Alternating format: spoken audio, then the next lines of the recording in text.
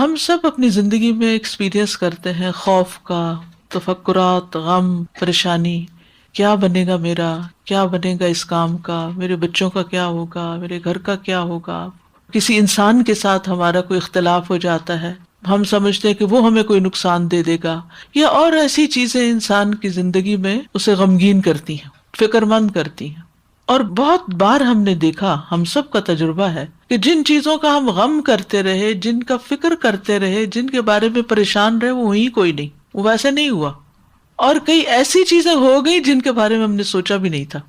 تو ایسی صورت میں انسان جب بھی خوف یا غم یا فکر کا شکار ہو تو اس کو چاہیے کہ اپنا معاملہ اللہ سبحانہ تعالیٰ کے سپرد کر دے، اللہ پر توکل کرے، بھروسہ کرے. اور کیا چیز اس کو یہ بھروسہ کرنے میں مدد دے گی؟ یہ بات کہ جس سے میں ڈرتی ہوں وہ اللہ کے اختیار میں ہے، اور اس کے مقابلے میں مجھے اللہ سے مدد چاہیے.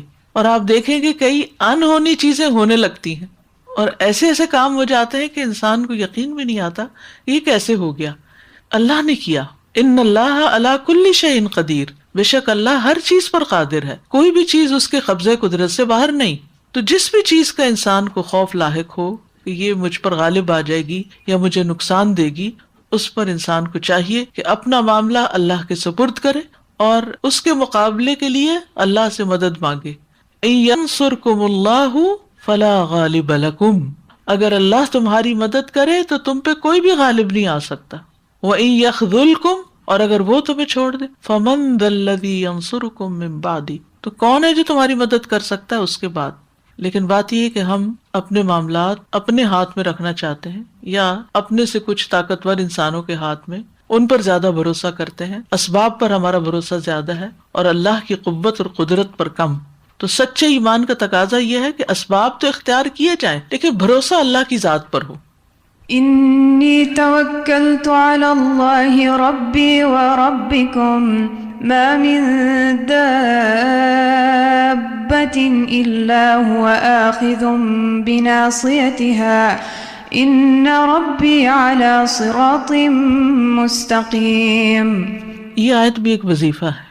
جب کبھی توکل میں کمی ہونے لگے، جب کبھی گھبراہٹ ہونے لگے، جب کبھی کسی معاملے میں پریشانی آنے لگے، کوئی بھی ہو، چھوٹا ہو یا بڑا، تو اس کو بلند آواز سے پڑھیے کہ میں نے تو اللہ پہ بھروسہ کیا جو میرا رب بھی اور تمہارا رب بھی. ہوتے ہیں نا کچھ لوگ ہماری زندگی میں بڑے ڈیفیکلٹ ہوتے ہیں، جن کے ساتھ معاملہ کرنا آسان نہیں ہوتا. ایسے میں تو کافی نہیں کسی کے مقابلے کے لیے، لیکن میرا رب کافی ہے، اس لیے میں نے اس پر بھروسہ کیا جو میرا رب بھی ہے اور اس کا رب بھی ہے. ما من دابۃ الا هو آخذ بناصیتها، یہ انسان جس سے میں ڈر رہی ہوں یہ اصل میں اللہ کے کنٹرول میں ہے، اللہ چاہے تو اس کا رخ کسی بھی طرف پھیر دے.